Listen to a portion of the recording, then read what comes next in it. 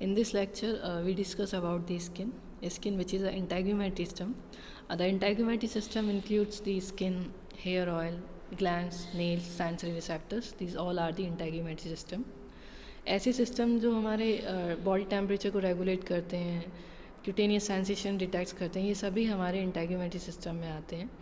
If we look at about the function of the integumentary system, अगर हम integumentary system की functions की बात करें तो ऐसे सिस्टम जो हमारे बॉडी टेम्परेचर को रेगुलेट कर रहे हैं, ब्लड को स्टोर करते हैं, क्यूटेनियस सेंसेशन को डिटेक्ट करते हैं, एब्जॉर्ब करते हैं, सब्सटेंस को एक्सक्रीट करते हैं, विटामिन डी सिंथेसिस करते हैं, हमारी बॉडी को एक्सटर्नल एनवायरनमेंट से बचा कर रखते हैं, ये सभी के सभी हमारे इंटेग्यूमेट्री सिस्टम में आते हैं. जैसे कि एक स्किन आता है, स्किन जो कि हमें सेंसेशन के लिए रिस्पॉन्सिबल होता है, हमें कोल्ड फीलिंग, हीट फीलिंग, कहीं अगर कुछ निडल लाइक स्ट्रक्चर हमें पिंच करता है या कोई हमें पिंच करता है तो ये सभी सेंसेशन हमें थ्रू स्किन आते हैं.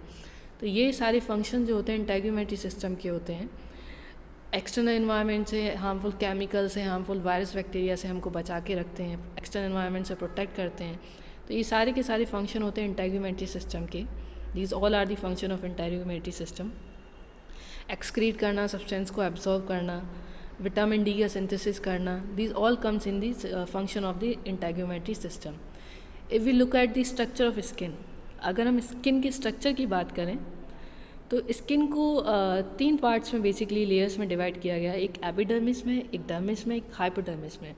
आउटर लेयर कहलाई जाती है एपिडर्मिस, मिडिल लेयर डर्मिस और उसके नीचे वाली लेयर कहलाई जाती है हाइपोडर्मिस. एपिडर्मिस को भी फर्दर डिवाइड किया गया है 5 लेयर्स में: stratum corneum, stratum lucidum, stratum granulosum, stratum spinosum, stratum basale. अगर हम बाहर से अंदर की तरफ बात करें तो पहली लेयर स्ट्रैटम कॉर्नियम होती है और सबसे डीपेस्ट लेयर होती है स्ट्रैटम बेसेल. अगर हम इनर से बात करें तो फर्स्ट लेयर बेसेल होगी और बाहर की तरफ आएंगे तो स्ट्रैटम कॉर्नियम होगी. दीज आर दी 5 लेयर्स जिसमें एपिडर्मिस को डिवाइडेड किया गया है. एपिडर्मिस 5 लेयर्स में डिवाइडेड है. एपिडर्मिस के नीचे जो पोर्शन होता है उसे हम डर्मिस पोर्शन कहते हैं. वो डर्मिस पोर्शन होता है जहाँ पर हमारे blood vessels, sweat glands, oil glands, nerves पाई जाती हैं. ये सभी हमारे डर्मिस वाले पोर्शन में पाई जाती हैं. जहाँ जिस पोर्शन में हमारे glands, sweat glands, oil glands देखने को मिल रहे हैं, नर्व्स देखने को मिल रही है, वो हमारा डर्मिस वाला पोर्शन होता है. और डर्मिस के नीचे ही वाली लेयर को हाइपोडर्मिस बोला जाता है. एपिडर्मिस की अगर हम बात करें, अगर हम एपिडर्मिस को देखें जो कि 5 लेयर में डिवाइडेड होती है, तो एपिडर्मिस की अगर हम बात करें तो ये केराटिनाइज स्ट्रैटिफाइड स्क्वामस एपिथेलियम की बनी होती है. मतलब एपिडर्मिस जो होती है एपिथेलियल टिश्यूज़ की बनी होती है जिसमें भी स्ट्रैटिफाइड स्क्वामस एपिथेलियम सेल्स यहाँ पर पाए जाते हैं. यहाँ पर 2 तरीके के सेल्स और पाए जाते हैं जिनका नाम होता है केराटिनोसाइट्स एंड मेलानोसाइट्स. केराटिनोसाइट्स ऐसे सेल्स होते हैं जो कि केराटिन रिच सेल्स होते हैं जिसमें एक प्रोटीन केराटिन जो कि बहुत ज़्यादा पाया जाता है. केराटिन उन सेल्स को टफ बनाता है, एक फाइब्रस प्रोटीन होता है ये अगर हम केराटिन के फंक्शंस की बात करें तो ये आपको स्किन को हीट से, माइक्रोब से, केमिकल से बचाने में हेल्पफुल होता है. अदर सेल्स होते हैं मेलानोसाइट्स होते हैं. मेलानोसाइट्स जो कि एक पिगमेंट रिलीज़ करते हैं जिसका नाम होता है मेलानिन. मेलानिन के बेसिस पे ही किसी पर्सन के कलर को डिफाइन किया जा सकता है कि कोई पर्सन कोई डार्क कॉम्प्लेक्स है या किसी का फेयर कॉम्प्लेक्स है, वो इसी मेलानिन पिगमेंट की वजह से होता है. ये मेलानोसाइट सेल्स होते हैं जो कि आपकी स्किन में मेलानिन पिगमेंट सीक्रेट करते हैं.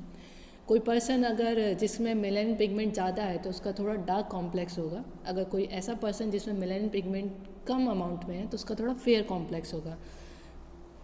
तो it's all about epidermis. Epidermis जिसमें स्क्वामस एपिथेलियम सेल्स पाए जाते हैं. 2 टाइप्स के सेल देखने को यहाँ मिलते हैं, केराटिनोसाइट्स एंड मेलानोसाइट्स.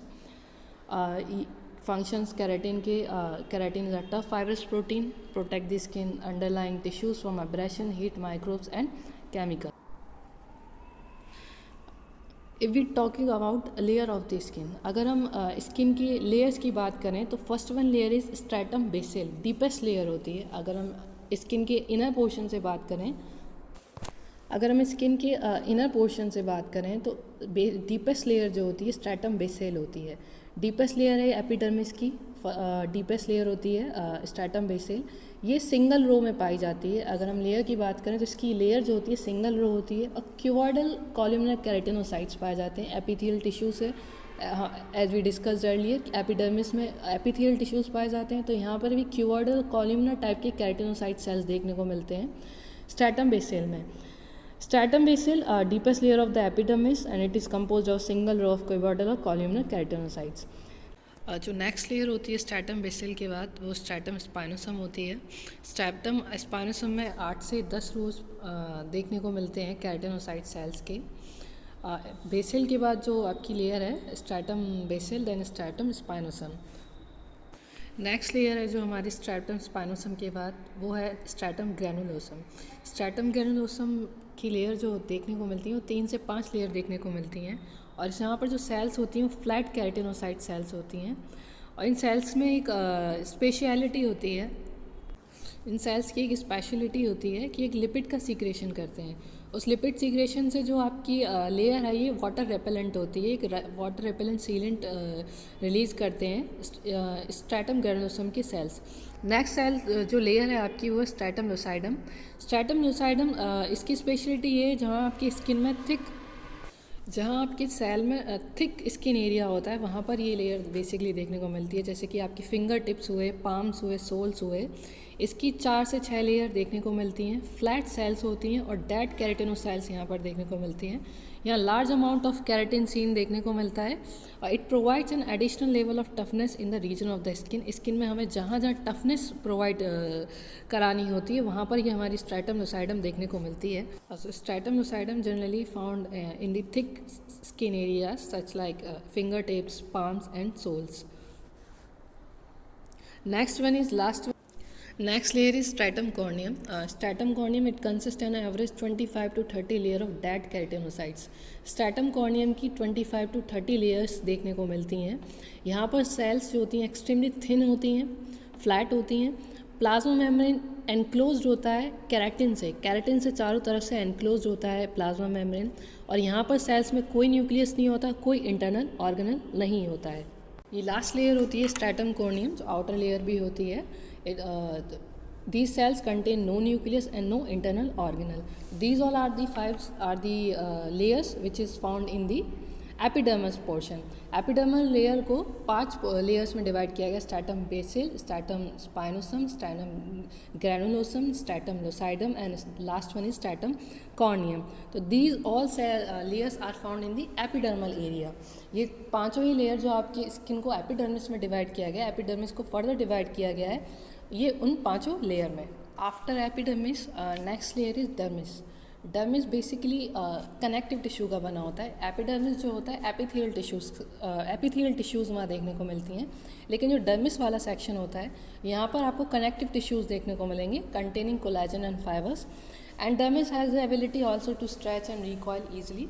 डर्मिस वो वाला पोर्शन होता है जहाँ पर आपके नर्व्स, ग्लैंड्स, हेयर फॉलिकल्स जो आपके डर्मल लेयर में एम्बेडेड होते हैं, डर्मिस वाला पोर्शन वही होता है. Epidermis is basically made up of the epithelial tissue and the dermis portion is basically made up of the connective tissue. Dermis portion वही है जहाँ पर आपके blood vessels and nerve glands, hair follicles जहाँ पर एम्बेडेड होते हैं आपके डर्मल लेयर में, तो वो आपका डर्मिस पोर्शन होता है. तो ये स्ट्रक्चर ऑफ स्किन था. स्किन के स्ट्रक्चर को देखा हमने 2 लेयर्स में, एक एपिडर्मिस लेयर में और एक डर्मिस लेयर में. Epidermis is further divided into 5 parts: stratum basal, stratum spinosum, stratum granulosum, stratum lucidum, and then last one is stratum corneum. And below the epidermis, dermis is found out.